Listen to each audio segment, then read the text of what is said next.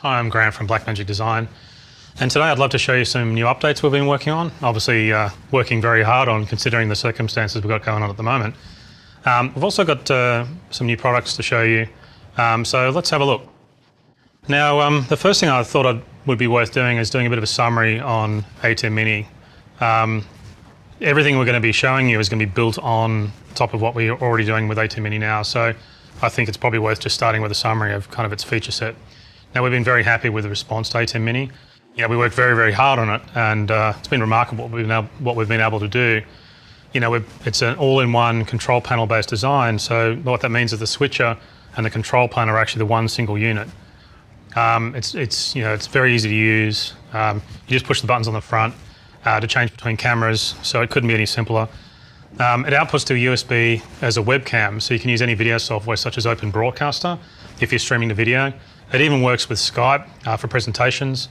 It's got 4 HDMI inputs, so it can support up to 4 video cameras, such as low-cost consumer cameras like I have here. You know, as you can see, I've got that plugged into input 1. That's just a cheap consumer camera.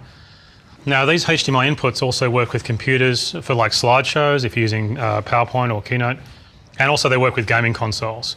That's because each input has got a separate Teranex scaler and standards converter, so you can pretty much just plug anything in and it works. So you can actually set the switcher standard independently of what the video formats are. Now there's also a HDMI output for connecting to TVs and video projectors or even an external recorder. There's also a built-in DVE which lets you do picture-in-picture effects, and also you can do animated DVE transitions with that as well. And yeah, that DVE stands for digital video effects, which is those little picture-in-picture type effects you see where if you're doing like an interview you can have the person you're interviewing in a little window that sits there and floats above the background. Now, of course, ATEM Mini supports multiple languages, so it's very, very powerful just as a product like that. But then if you use the ATEM Software Control app, you get a whole range of professional broadcast features open up. Now, the ATEM Software Control works on the same connection that the USB works with. So if you look at the USB here, and if they switch to the user interface, you know, if I unplug the USB here, you can plug it back in again. You can see that the user interface comes back up again. There it is.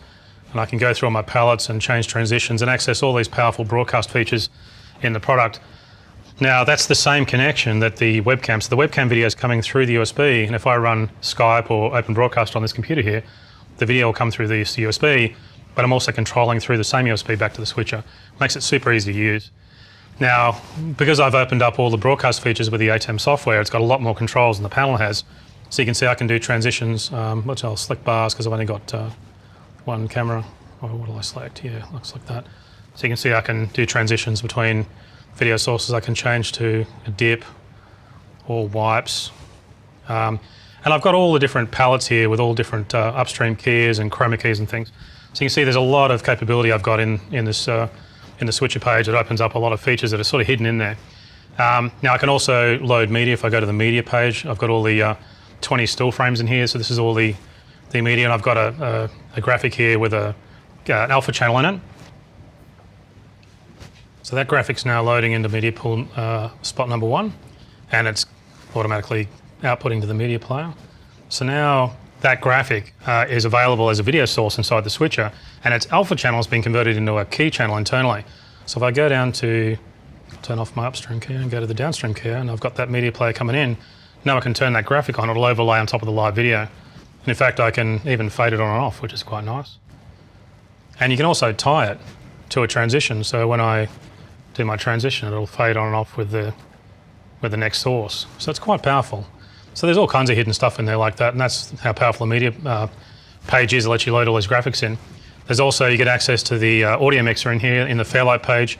You've got all sorts of powerful audio mixing capabilities with equalization and dynamics like limiter, a noise gate, all kinds of things like that. So if I go into the equalization, you can see I can move around and change the equalization curve.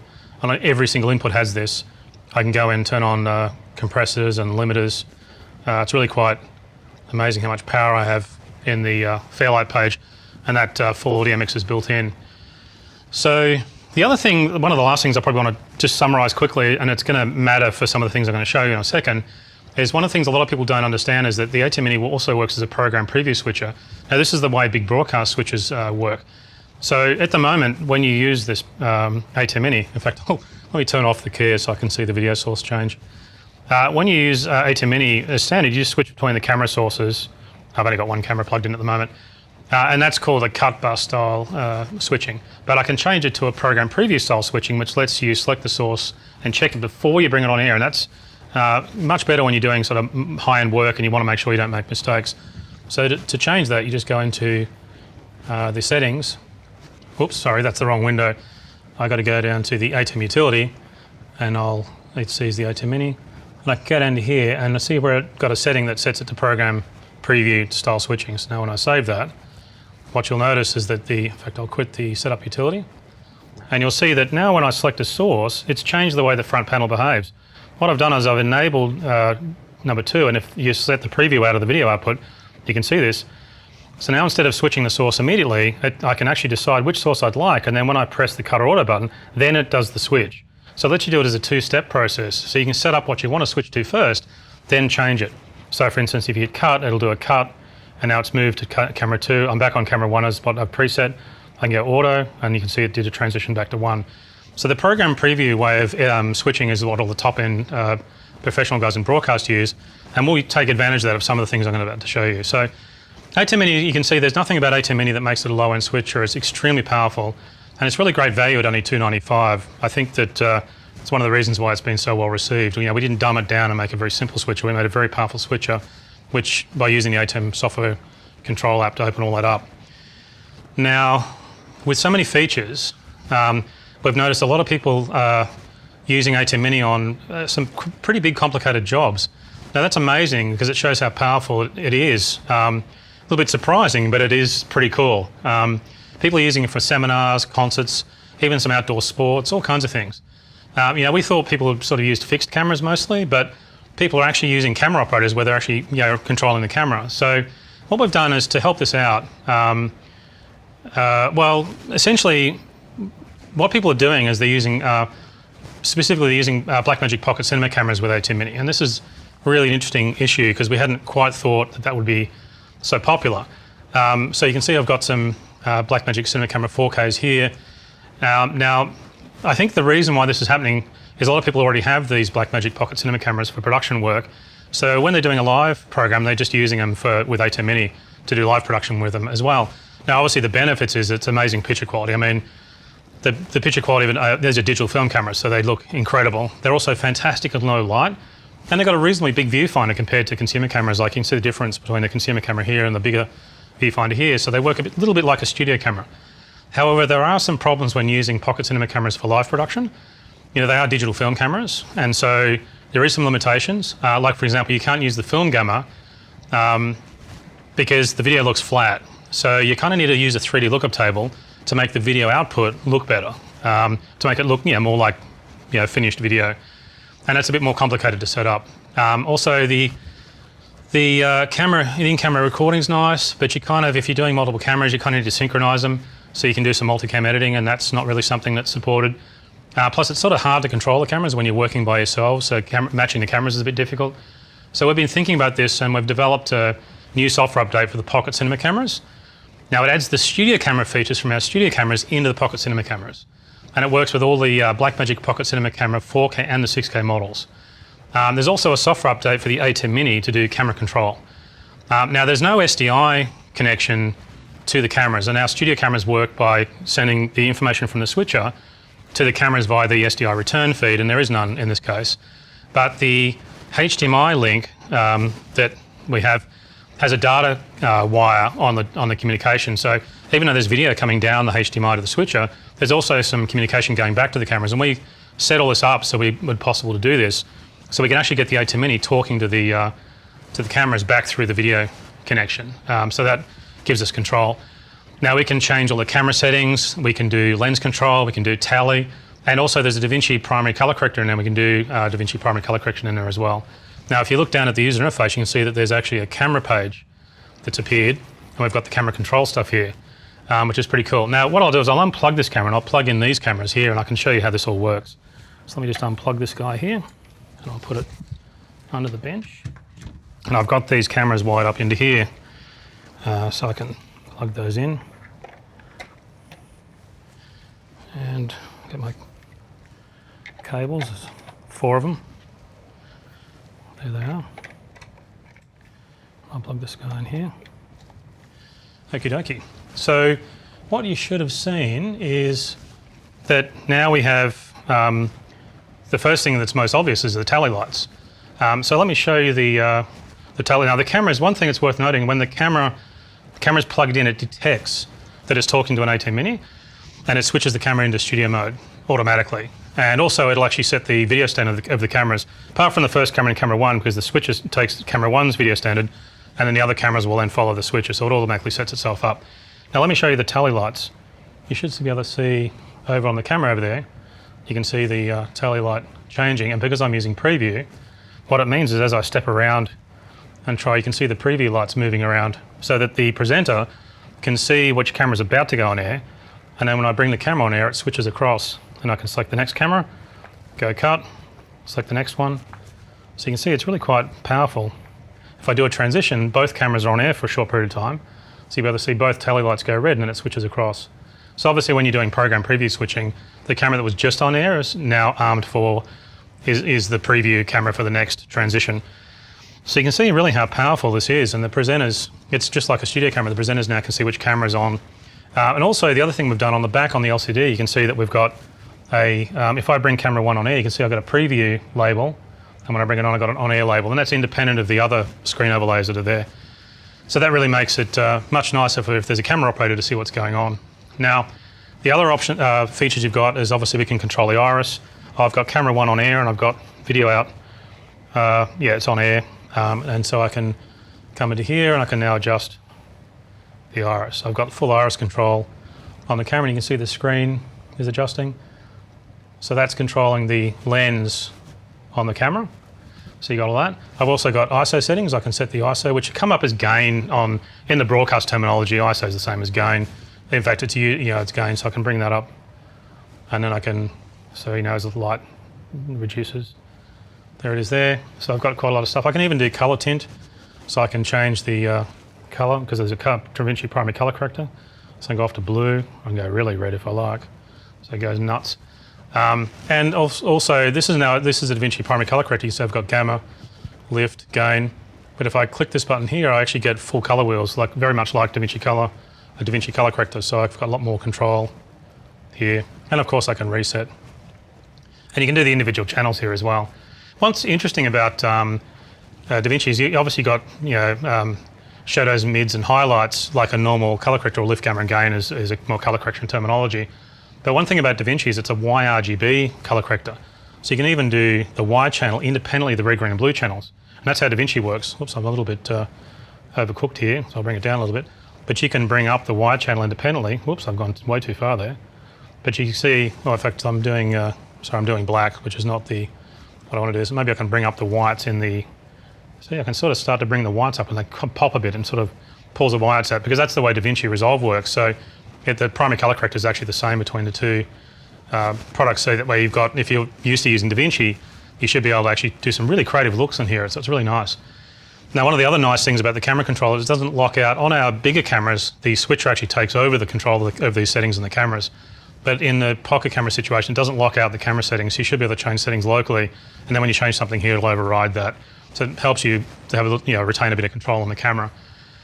Now, when you're working as a studio camera, you're still able to record, but it'll work in Blackmagic RAW and 4K in the case of these cameras, or 6K in the Blackmagic cinema camera, Blackmagic Pocket cinema camera 6K. I think with these new features, you really get a very professional sort of television studio. I mean, you've got full camera control. You can control all the cameras here, and you can adjust them all. You can match the cameras. It's really quite powerful. And so obviously it's really important that all your cameras are matched. The presenters can see when they're on air with the tally light. You get wonderful color graded digital film images. I mean, you can really spend a lot of time getting the hang of really how to make a wonderful looking digital film looking actual sort of image quality, or just go nuts and do something really over the top. So I mean, that's the great thing about sort of the freedom to be really creative, and having all that control, I think, is giving you access to getting beautiful quality video out, but you're still able to record the Blackmagic RAW files internally and color grade them later. So the new ATEM switches 8.2 software update, which is what you need for the ATEM Mini, That'll be available today as a free update. It'll support all the ATEM Mini switches that have shipped up until now. And the new Blackmagic Cameras 6.9 update is also a free update, and that's available today as well. And that'll support all the Blackmagic Pocket Cinema Camera 4K and Blackmagic Pocket Cinema Camera 6K models that we've shipped up until now. Now that's not all we have today. We've also I want to introduce a new model of ATEM Mini, and it's called ATEM Mini Pro. Now the first thing to know about this new model is that it's got the exact same features of the ATEM Mini model, but it also adds a few new and very powerful features. So let's have a look. What I'll do is I'll bring it out, and you can see, here it is here. So there it is. As you can see, it's very similar to the current model. It's got a few more buttons on the front, so I can bring it up and have a look there. So you can see the front, and you can also see the rear. It's got the exact same connectors on the rear panel. So if you can get a shot of them there. So it's got the same connections as the ATEM Mini, so it's really easy to set up. But there is some extra controls on the front panel, as you can see around here. So look, what I'll do is I'll plug it in. So I'll unplug the ATEM Mini, I'll plug in the ATEM Mini Pro. So the first thing I'll do is plug some power in.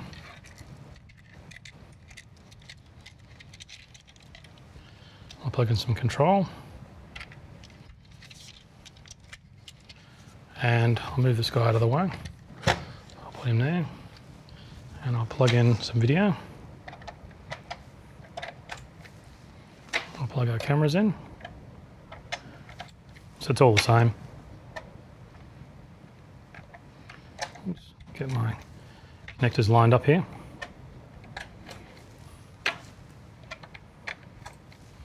I'll put this one aside. So we can put him there so you can see it. We can get a shot of the model there. Now, really the biggest feature of this model, I'll just lock down the power so I don't pull it out by accidentally.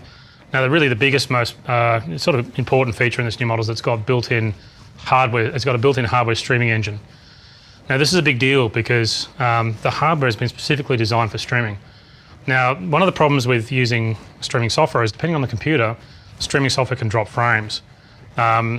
It's really, encoding a stream is a pretty complex task for a computer to do. It needs a lot of power to do it well. But now we have that hardware built in. It's specifically designed to generate a stream, which means you get smoother looking images and you don't get dropped frames. And also you don't need to convert the webcam compression to the streaming compression, so you don't get like double generation of video compression. The program output, the first time the video is compressed is in the hardware encoder, which is built into the ATEM Mini Pro. So you get the streaming, the video output, the program output is directly converted to the streaming codec. Now you don't need any extra software because the streaming is built in. You don't need any extra software running on the computer, which is nice because the computer can just use the software control. You don't need to have an extra app running in the background that's doing all that streaming. And one of the problems with streaming software is it's got a lot of complex settings. We've made it a much, much simpler process. ATEM Mini Pro makes streaming really simple. So look, let me show you how it works. Now, one of the things that it uses the Ethernet connection. Now, on ATEM Mini, the Ethernet's used for control, but on ATEM Mini Pro, you can stream via the same Ethernet connection as you're using for control. Now, the advantage to this is that you can actually do your control and the streaming through the USB signal. So let's plug that in.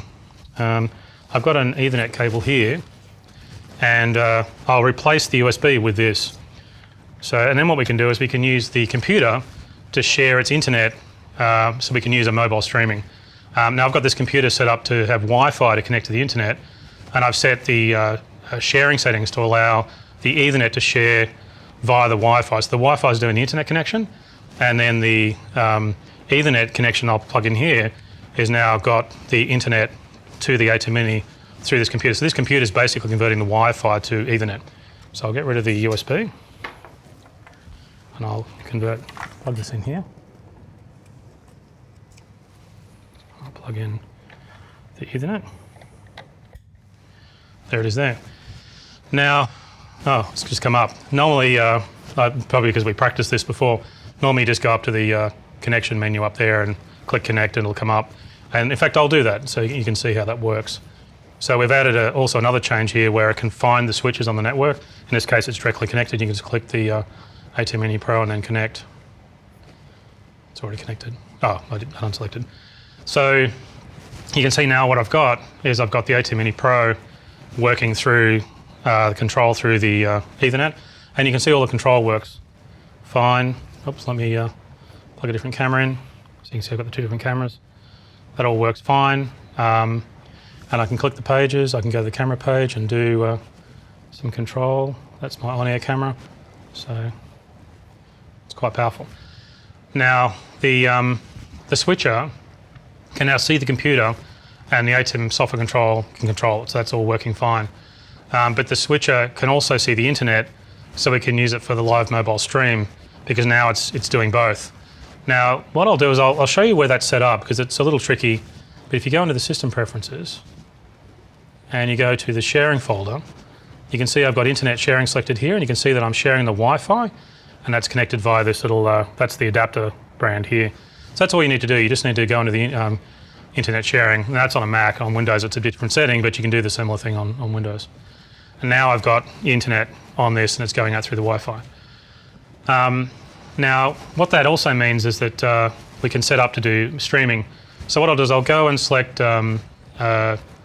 YouTube. So what I do is I go into the output palette here, and you can see I've got a live stream palette. You can see here it is here. Now I'll select YouTube, and there it is there. Now what I need to do is I need to get a streaming key from the YouTube server. So if I go down to, now I've got that page set up, just open here. This is the streaming page to set up a stream on YouTube. If I go down to here, I can get my streaming key, and I can copy that out, then I can go across and paste that streaming key in there. I can also set the quality. I'll use streaming high, and that's it. Now you want to set the quality high enough so you don't get pixels. And as you can see, I just selected streaming high because you want to make sure you get enough bandwidth to handle, particularly if you're doing higher frame rates. You'll obviously need more data if you're using higher frame rates. Now you can change the ATEM Mini Pro to a lower frame rate if you like, and the input converters will actually take care of it. So if you had like a gaming console that was doing a high frame rate, you could just switch the ATEM Mini Pro down to like 24 frame or something like that to allow the data rate to go lower, and then it's easy to stream, but your input converter will just take care of switching the video input down to that lower frame rate. Now what I'll do is I'll go into the streaming here, and I've copied the key in. So what I'll do is now I can pretty much just start streaming by going on air. Now there's a button on the front panel here, and I can actually make it go on air just by pushing on air. Now what that'll do is now it's live broadcasting to YouTube. Now it'll take about 30 seconds or so before it comes through, so I'll just come in here and I'll just reset that page. I think it's looking pretty good there, and it's all looking like it's running. So yeah, it does take, there's obviously a bit of caching through the YouTube path. It'll take a little bit before it sort of comes through and cleans up. So you can set the streaming from the front panel like I just did here, or you can also do it from the palette here as well. Now the other thing we've got is, when you're live switching, you're not actually going to have the streaming palette open. You're going to have transition palettes or care palettes open. So you can also get a status of the streaming. So if you click on this display status down here, it'll show you the status information down the bottom of the page. Now what that'll do is it'll show you a few bits of detail, like obviously whether it's on air, but it also shows you the data rate that's needed for the stream. Now that's really important, and it live updates as based on the video you're switching. So different types of video sometimes will create different data rates, and it's also obviously set by the quality menu that you set as well. Now the data rate's important because that's how much data you'll need from your ISP to make sure you've got enough internet bandwidth to get your stream out. So it'll be good to know, you can do some experiments with that and make sure you've got a lot of enough data rate. You can obviously drop the data rate down lower if you're having some issues with getting data, particularly if you're mobile streaming and maybe you're tethering a phone or something like that. Now the other bit of information down here is also the cache. Now it just says OK at the moment, but it can also be a percentage. ATEM Mini Pro's got a bit of memory in it, and what it tries to do is keep the stream going out. Now if there's an interruption to the internet or some congestion, it'll cache and then try to get it through as the internet comes back online. So you'll often see the, sometimes, well you won't hopefully see it, but you can see if it's getting behind, you'll see that this percentage goes up, and that means it's actually having trouble getting the data out. Mostly you'll see that if someone trips over your internet cable and knocks the internet out, and then you might see that. Now if we go to the YouTube page, we can see that we've got the live stream coming through here. Our condition is good, and if I change one of the sources, you'll see the source change here, and that's your stream. Now there's obviously a little bit of a delay on this because it takes a while for the stream to get through and then come back through via YouTube. So that's essentially what protects you from choppy internet data rates, because the YouTube is also caching some of the data for you. And as you do different transitions to different cameras, you can see that program will come out and it'll change on the video up there. Yeah, there it goes there. So you can see it's 10 seconds or so, it's not too long. Now, it's funny, even if you just used ATEM Mini Pro for a streaming interface, it'd probably be worth it just for that. Now, one thing that's also worth thinking about, we've also thought about high-end broadcast engineers. Now, obviously you can see in here it's pretty simple to get the streaming going, but if you're using like a high-end work and you need to tweak the settings, you can get in and customize an XML file. What we've done is we've put all the settings that are in here in an XML file, and you can go in there and you can customize that XML file and get through it. And there's details on how to do that in the manual. So if you're technically minded, you can just go in the XML file and you can tweak the settings. You could even add other services. You could add a custom streaming service into that XML file, and then it'll appear in the menus here and populate.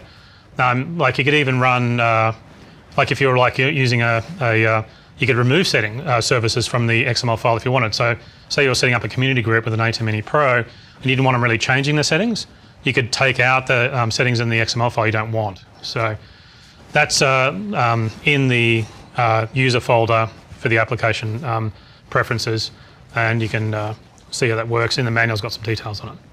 Now, one of the other features we've got in here is we thought, well, with a powerful streaming engine built in, we thought it'd be good if we could actually record the stream as well. So what we did is we added the same software that runs on our HyperDeck Studio Mini into the ATEM Mini Pro. So this lets us record video direct to an external USB device, USB disk. Now this is an exact duplicate of the video you're streaming. The video is encoded with H.264 format with an AAC codec, which means you can upload the file to YouTube or any other streaming service later. Now this kind of protects against an internet outage. Like say you're doing a live stream and the internet went out. Well, if you're recording the stream, then you've always got something for upload later. Now you've also got a choice between different data rates. As you can see in the menu there, I've got the HyperDeck data rates, which are really high quality, almost they're broadcast quality data rates. And there's also some lower quality streaming data rates as well, which are pretty good, but they're more designed to allow you to get through lower internet speeds. Now, there's a button for the recording on the front panel as well. You can see it right there. And there's also a disk status light just above it. So you get the status of the disk. Now, the disk status light will show green when the disk is ready to record. It'll show red when you are recording.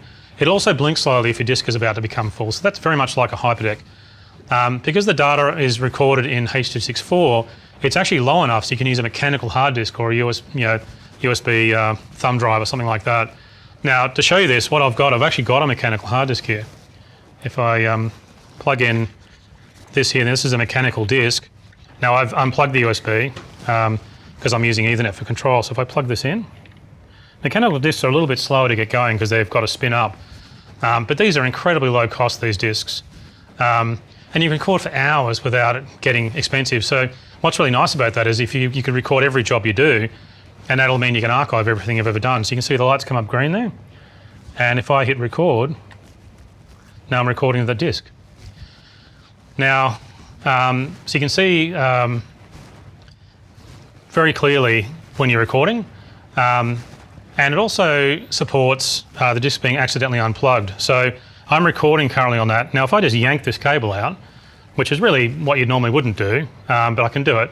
So what I'll do is, instead of stopping the recording gracefully, I'll just yank the cable out like that. And now if I plug that disk into the computer, I can mount that disk and I can show you the file. So again, it's a mechanical disk, so it takes a moment to spin up. There it is.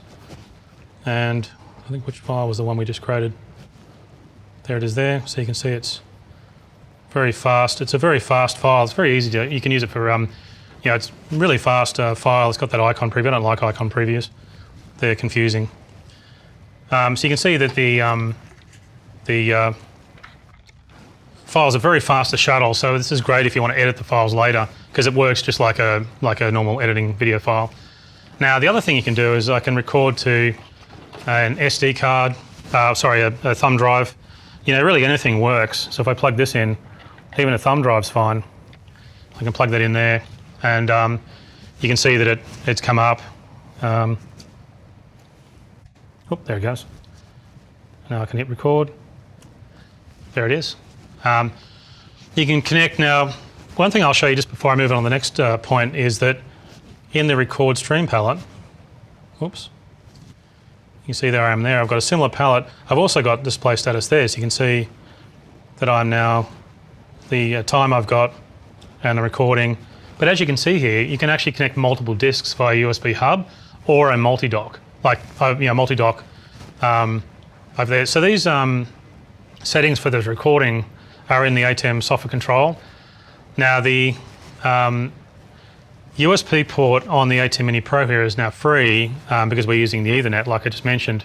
So this gives us the ability to really take over the USB port for all kinds of disks, hubs or multiple disks. Now you can see the settings here. I've got some control. Because I'm recording, actually I'll stop here so you can see the palettes are enabled. But you can actually see I've got the disk here selected, but I've got the ability to do more than one disk. Now I can start and stop recording also by the palette as well. So you can see I've started here, I can do it from the front panel. So it's pretty easy. And I've got all my status down here. So if I go to other palettes and I'm doing some transitions, I've still got the status down the bottom here, and I can still see what's going on with the streaming and the recording, which I'm doing both at the moment. And you can start and stop those independently of each other. Now, what I'll do is I'll show you some multiple disk stuff. I'll go back to the output palette. In fact, I'll close the streaming palette, just focus on the record palette. Because what I'll do is I'll show you how it handles multiple disks. Now, for that, what I'll do is I'll change to a multi-dock because I'll stop recording. And I'll unplug the thumb drive, which is one of those thumb drives that comes apart in pieces, so that's awesome. I've got a collection of bits. So what I'll do is I'll unplug leave my mechanical disk aside, and I've got a multi-dock here. So you can see a now basically Blackmagic multi-dock allows you to plug 4 disks on the single USB connection. So it's really very much like, it's basically, and it's really just for me to show you a good way of plugging in multiple disks. You don't need to use one of these, of course. But it's a great way of showing 4 disks on a single USB connection, because that's essentially all it really is. It's got a single USB on the back, and well, in fact there's 2 USBs. You can have it groups at 2 groups at 2 if you like. But I can plug this in. I'll use the cable I was using for control before, and I'll plug it in. And I've got a bunch of disks here. So I'll plug one of the disks in. Oops, wrong way around. Now that's now put that SSD on the USB chain, and you can see it'll appear in the palette. There it is. And you can see it's come up the disk screen, so it's good to record. I can start recording on that disk, and you can see the palettes come up. Now, what I can do is I can plug in a second disk, and it'll show you how. So this is a very good scenario, right? You might be recording a performance. You got one disk in, that's recording. Now I need to be able to, that disk's getting full, I might be able to swap over. So what I'll do is I'll plug a second disk in. In fact, I'll plug all the disks in. Why not? There, so now I've got 4 disks, and they'll all come up, and they're all on the single USB chain. So what I'll be able to do is come over here to this menu, and you see there's a second disk menu here. Now, what I can do is I can select which disk I like. So I could maybe pick that disk, and I can switch disks while it's recording. So if I click this switch disk button, you should see that the disk changes. There it is there. Now what I've got is I've got it now, the second disk is busy, and the first disk's come free, so now I can move to a different disk here. I can switch disks again. So that means you can swap disks while you're recording. Now the other thing is you can also swap disks by pressing and holding the record button. So if you watch the palette here and you hold the record button down, it'll switch over. That's something Hyperdecks do. It's the same method for swapping disks that works on all the Hyperdeck recorders. And if I do it again, just swapped. So you can see the front panel of the multi-dock. If you get a shot of that, when I hold it down, you see it switch over. You'll see that the indicator's changed. But you can also see it changing over in the palette here. So there is a switch button, but you don't necessarily need to use it. You can actually swap disks from the front like the Hyperdecks do. So you've got that dedicated switch button, because that's fast, obviously. Holding the button down takes a second to switch, whereas that's quicker. And that can be really useful, because if you switch disks, The disk that just came offline now is the one you can actually give to an editor, and you can start editing up something that might have happened in your performance. So if you're doing a sporting event, often they'll have a package at the end of the program that's had a lot of highlights. So you can get the disk out, get it to an editor, you can use that content to edit something up quickly, and then when the show finishes, you've actually got content from the show because you can swap the disks around. So you can see as we swap disks, we can move around and use any slot we like, swapping the disks, changing and recording between slots. So I'm using a Blackmagic multi-dock here, but if you had more than one disk on a USB hub, it'd work exactly the same. There's also, as you can see, the status settings there as well. So you can see that disk changing stuff is happening down between the 1 and the 2. You can see which side you're on, and there's some information there, like the hyperdecks have. You can see what you're doing. Now, because of course, if you're live switching a program, you'd have our other palettes open most of the time, so you really don't want the recording or the streaming palette open.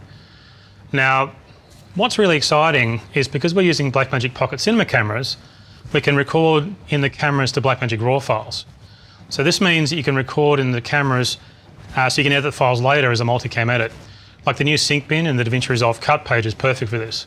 However, if you really just want all your camera files to be synchronized, they need to have the same time code, and this is an important feature. So you'll notice that there's a setting here that says recording all the cameras. So actually what I'll do first, I'll show you, we also have a new timecode generator, which is a critical part of this, so I really probably should show you that first. So the timecode palette, if I go down to here, there's a timecode generator, and that's the timecode that's being generated. Now I have time of day. That's not actually the time of day, that's the wrong time. I think the computer must be the wrong time. So, but it also can do preset timecode now, so you've got a choice of both. So on the ATEM Mini HDMI video out, that also has timecode, and that uses this timecode generator. The disk recordings will use the same timecode. So when you're recording in the cameras, what you can do is the timecode will actually be uploaded into all the cameras and then used on the Blackmagic RAW recording. So each camera has a matching timecode.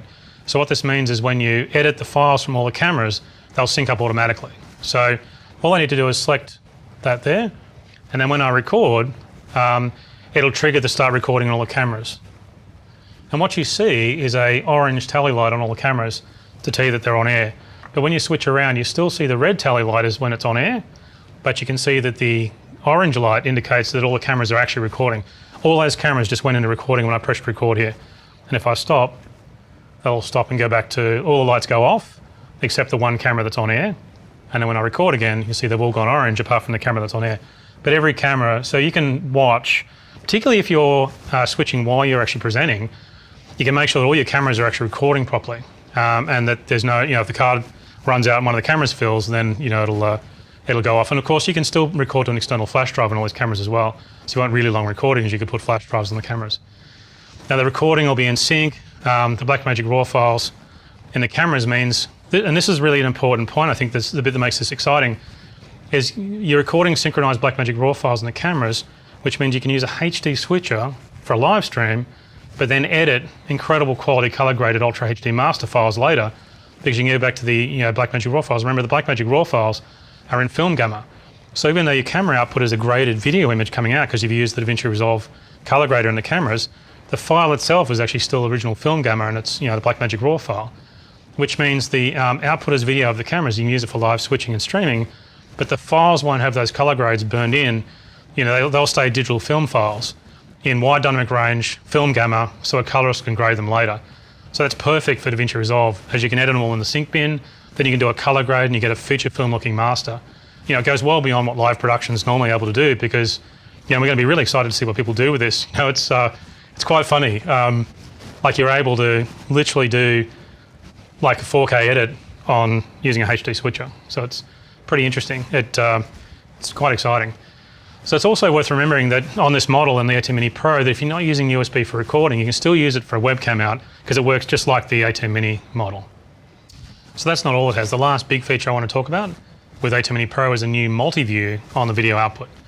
Now, on the front panel, ATEM Mini Pro has a new video output selection buttons. Now, if you look down here, you can see them. Now, what these buttons let us do is change the source to the video out on the ATEM Mini Pro. Now, the whole time we've been looking at this, we've been looking at the program out, which is selected down here, but we can also change to any of the camera sources as well. So if you look at the video out, which cut to that, you can see that we've got, that's the program output that we've been looking, and you can see I'm doing transitions. But sometimes if you're looping a computer through the ATEM Mini, say out to a projector, you'll want to use a dedicated video input to come out. So a good example is you might have a slideshow that you normally connect into your projector, but you want to get access to that slideshow because it actually looks pretty cool if you have it digitally into the switcher as one of the sources. If you're doing an education video and the presenter, the lecturer's got a camera or two on them, but they've also got slides. What you want to do is you want to feed their output into the switcher, and then the video output you want to be dedicated to, say, one of the sources. So say, for example, we had the slideshow connected to camera 1, you'd want to set camera 1 as the output, and then that output can go to the projector. So everyone that the lecturer is presenting to just sees their slideshow, but you've got access to the slides in the switcher as a video source. Now, if I'm changing transitions now, you can see that that doesn't change. That's a dedicated video out, and I can switch between different video sources coming into the switcher, and that's not the program out. That's that just stays on that camera. So you can see that's a really nice feature, and you can do that right from the front panel. It's got a little mini switcher and a switcher. But let's go to the multi-view. There it is there. Now you can see what the multi-view looks like, and as you can see, it's got all the cameras, and it's got our program and our preview on there as well. Now all I need to do is switch the M-/V button on the front, which is for the multi-view, and that'll change the HTML output to output that multi-view. Now you can see there's a program output on the top right-hand side, and that's the stream being recorded. So the program view there that's the stream going out. Now the great advantage of using the program preview style switching, as you can see on the left-hand side, is that's the preview. Now I don't have this set up to program preview switching. I could change it, but I'll just mention it because we saw it before. But one of the things about having the preview view dedicated there is that the green view is the one that's on the preview source. So you can see what's on air, but it's simultaneous you can see what you're about to put on air. And that really helps reduce errors, because when you can see what you're going to select before you select it, you got a chance to really confirm that's the source you want, and then you trigger with the cut or the video, the audio buttons. That's why professionals in broadcast use program preview style switching. So you can see how the preview works as we did before. Now, if you're switching yourself while you're presenting, you'd probably want to just keep using the cut bus, which I'm doing here, and in that case you'll just look at the program view, because you really just want to press one button at once. When you're doing program preview switching, you got to select the source, then push the transition, but you don't often really want to do that if you're switching yourself, and that's very common with ATEM Mini, where the presenter is actually also doing a switch off the side when people can't see it, they're just using it by feel. Now you've also, if you look across the middle of the multi-view, you can see we've got all the video inputs are visible across the multi-view, right across the middle there. So you can see I've got camera 1, camera 2, camera 3, and camera 4. Now you can also, in the settings, you can turn on audio meters for these. I don't actually have any audio meters turned on at the moment. It's not as important on ATEM Mini Pro, because you'll see in a minute. But each view can have an audio meter, and you can have custom labels. Those labels can be customized, and that's done in the switcher settings. So you can go into the switcher settings, and you can change things like switcher standard in there. Actually, if I can show, I can go into there. You can do all that through here, and you can also set up the multi-view over here, and you can turn on audio meters and things like that. So there you go there. So I've turned on the audio meter. So there it is there. Now the bottom left-hand side, and what I'll do is I'll go back into the media player and I'll load that, because I didn't load that into here. There it is there. I've got that is my media player. I can see the media player in the bottom left-hand view. So you've also got a visible of all 4 cameras and your graphic that you've got loaded as well, and that's really super useful. Now this graphic had an alpha channel in it, so it'll overlay on top of video. You can see the background's just black. Now, one of the most interesting things about ATEM Mini Pro is, and one of the most important uses for the multi-view, is when you're streaming and recording, you've got streaming and recording and audio mixer status in the multi-view as different views. When you're busy switching, particularly if you're doing the job by yourself and you've got some fixed cameras, you really need to know what you're recording and your live stream status is all okay. If it's okay, if it's still running without any problems. Now, you can see that in the ATEM software control, but you've also got views in the multi-view, and there's a bit more information in there. So we've got dedicated views for each one of these functions. Now, this is important. Like if you've got 10,000 people watching your live stream, you really want to know you're on air and your streaming's okay. So you can see the status at the bottom of view, the bottom left, sort of left of center one down the bottom there. You can see the record status. Sorry, the right of center is the record status. the left of center is the streaming status there. Now you can see the information in there is also the same information that's on the display status down the bottom there. But you've got some much bigger indicators. So I can stop and start recording, for example, and you can see it stop and start. You can also see the, these big disk status indicators and really help you stay aware of what the state of your disk is, so how much space you've got left. And also if I do this disk switch, you'll see it switch across because it's showing both disks. So it moved across to the next second disk. Now I've got a lot of space on there. You can see I've got 57 hours of record time on there. You know, the H64 is fantastic. And they really help you, those big status indicators really keep you aware of what's going on with your disk management. So it's really good. Now you can also see the volume name on the bottom there, and these are just called disk 1 and disk 3. There's time remaining and the space remaining. Just below the time remaining is the space remaining, so you see how much disk space is there. Now the streaming palette shows when you're on air. It shows the cache, which we talked about before, and the data rate's big as well. So you can see it's 8.21 megabit a second there is what we need. And when you start streaming, you can see there's a big status on air indicator that shows you just very clearly what's going on.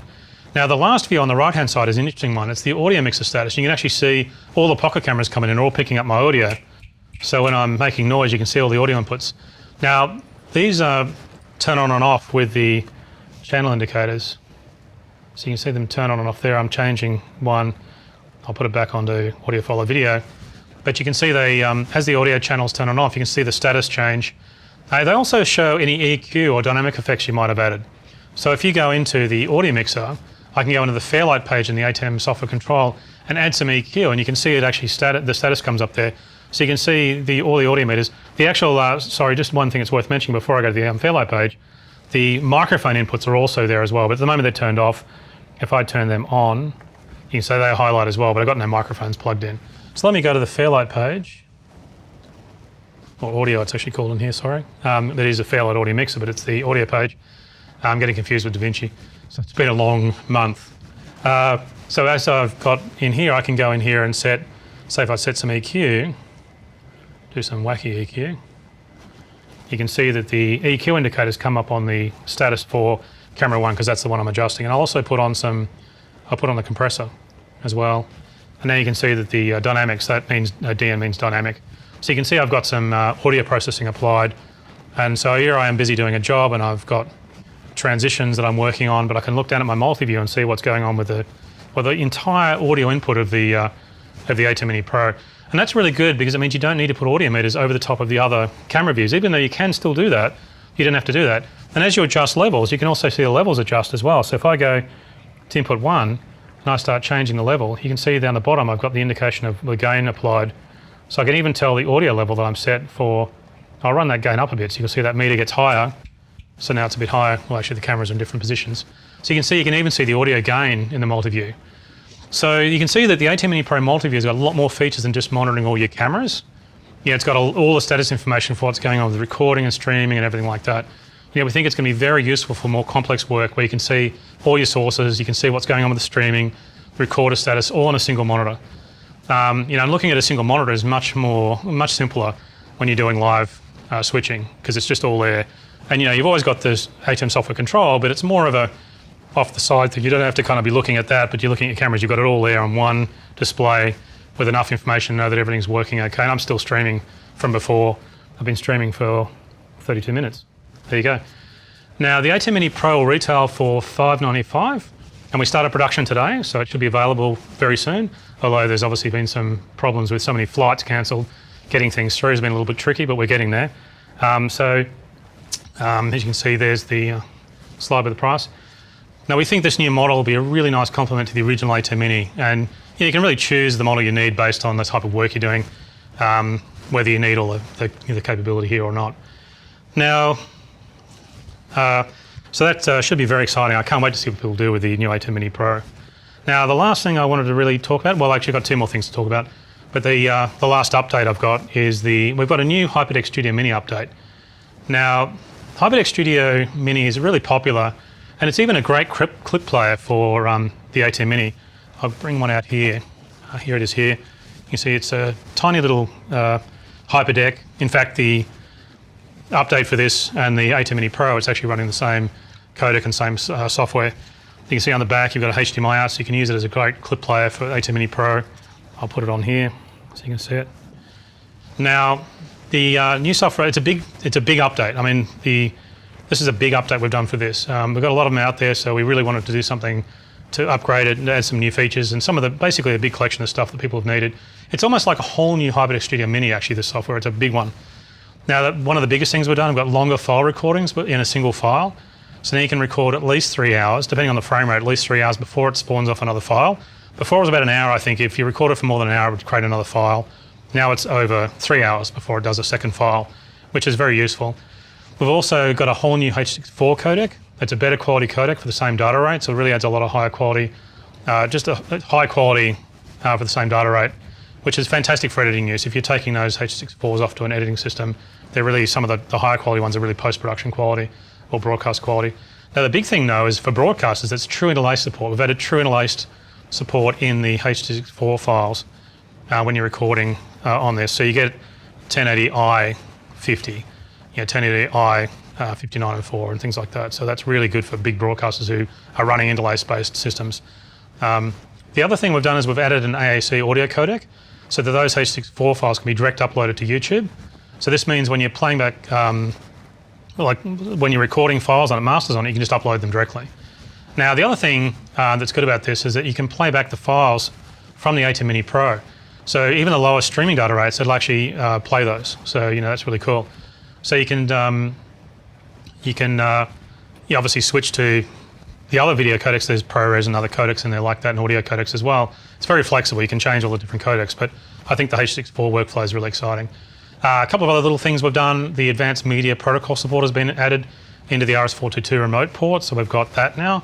And a big thing we've done, when HyperDeck Studio Mini first shipped, its FTP speed, you can actually upload files onto the cards and download files onto the cards with the FTP protocol through the Ethernet. Now that speed used to be 2 megabits a second when it originally shipped. Now we did a couple of upgrades and we got it to about 60 megabits a second. Now it's 110 megabits a second, so it's as fast as the SD cards that are plugged in the front of it. So it's very, very fast. Like you can upload files and download files really quickly. Now the new HyperDeck 7.1 update is a free update and it'll be available today. So you can just go and download that and it's, update your HyperDeck Studio Mini, get a whole new HyperDeck essentially. So I thought before I finish up, it might be worth talking about how powerful these ATEM Mini switches really are. Even though the ATEM Mini is small, you can expand it and use it the same way broadcasters work. Which means you can totally transform how ATEM Mini works if you add hardware panels. And so, if you're doing bigger jobs, you can keep using ATEM Mini. You don't have to change to a bigger switcher. You can still use it. It's easy to think of ATEM Mini as being a simple switcher because it's so small. But if you add like a 1ME advanced panel, you can really see how big it is. Now I've got an ATEM 1ME advanced panel over here, so I thought I might show you how to use it. So I'll connect it up. I've got, obviously I've been connected direct to the software here, but what I'll do is I've got a couple of cables here that loop through those two switches. So I'll plug them in and plug them here. You see my software interface has gone off and I'll get rid of this cable. There it is there. Now I'm plugged and looped through, you can see the panels have come up.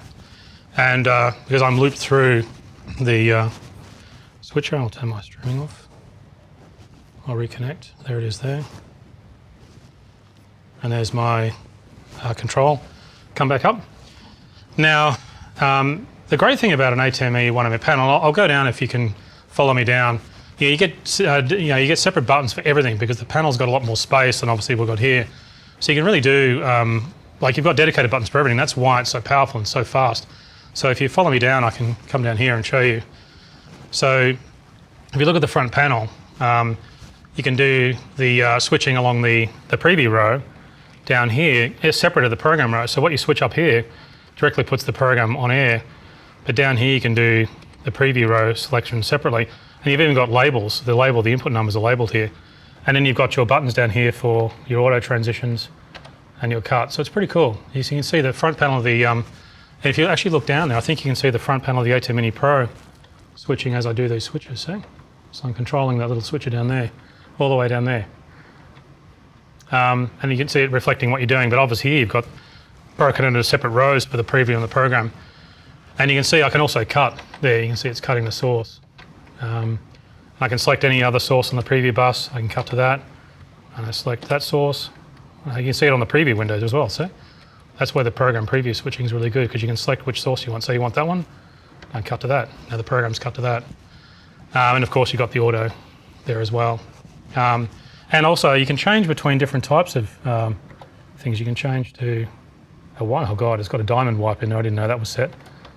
There's a dip control, DVE, and you can even use the T-bar. See? And that moves the transition manually. So if I go back to a mix, you can get a nice sort of blended mix. Particularly useful sometimes in concerts when you want to blend things. You've also got all the system control menus over here, so you can go through different menus and access different processing in the switcher, all from the front piece. So there's direct buttons in here to do things. Plus, you've also got a downstream keyer over here. So you can see I can turn on the downstream keyer. There's the graphic, and I can cut it on and off. You can actually see it's a very close reflection of the software interface. What's also interesting is I can tie the switch, see when I tie it, and then when I do the transition. Now I'm tying my downstream keyer on and off with the transition, so when I do the transition, it also turns on the downstream keyer at the same time. Really powerful. You've even got a big joystick here for moving DVEs around. So if you're doing a picture-in-picture effect, you can move the DVE around. Now there's even 4 ME buttons along here. ATEM Mini Pro is a 1 ME switcher, but this panel will actually control up to 4 separate MEs and a bigger switcher. So it's pretty exciting. And now what's really cool is because we've got camera control, we can also use the camera control panel. So this is the ATEM camera control panel over the side here. It lets you control 4 cameras. So I'll move down here so you can see it. There it is here. And you can see if I'm adjusting one of the cameras, so you can see I can adjust the camera there. Now it allows up to 4 cameras to be adjusted at the same time, but you can also change the camera numbers really easily. So you can actually do more than 4 cameras, which doesn't matter so much with ATEM Mini Pro, but it obviously when you're running a bigger switch, you can do that. Now you've got different control sections here. You've got some menus here. You've got some of the camera settings. You've got color correction settings down here. And then the main control here is this iris control. That's the iris, and when you rotate it, it's black level. So I'll go down and if I put camera 4 on here, then you can see me adjust camera 4. So you see there it is there. That's the iris and the lens. So you can see that's similar to what the software had. And if you rotate, you can adjust the black level. So you can bring the black down a little bit, maybe bring it up a bit brighter, it adds a bit more contrast, depending really what kind of feel you want. Now the other cool thing is you can even do color tints, but this time you've got 3 knobs. So you can do red, green and blue in black, and you can do red, green and blue and white. So I can adjust the tints there. I'm doing it crudely, of course, so you can see. One interesting thing is one of the CCU guys used to tell us that one of the tricks they do is they only adjust the red and the blue channel. They leave the green channel as it is. And I'm not a colorist, so I actually find that a really good trick. So you can always tell if you're a little bit cool or a little bit warm in a picture. So you can add a little bit of red or blue tint. If you leave the green where it is, it's a really nice way of not getting lost, because I often, when I'm using a trackball or a color wheel, I just get a bit lost and end up resetting all the time. But it's nice to actually have the direct knobs for that, which is pretty cool. Now there's also a wide range of camera settings. You can see I've got all the bunch of different buttons there. It's quite cool. It's a bit hard to reach over and see it. You can adjust the gain, which is obviously ISO from a camera terminology, but gain, the same thing's called gain in the TV industry. You can adjust focus. There's a focus thing there. You've got a call button, which just flashes the tally. There's also even the color bars button, which wherever it is. If you push the color bars, it'll bring bars out, so if you're trying to test a camera.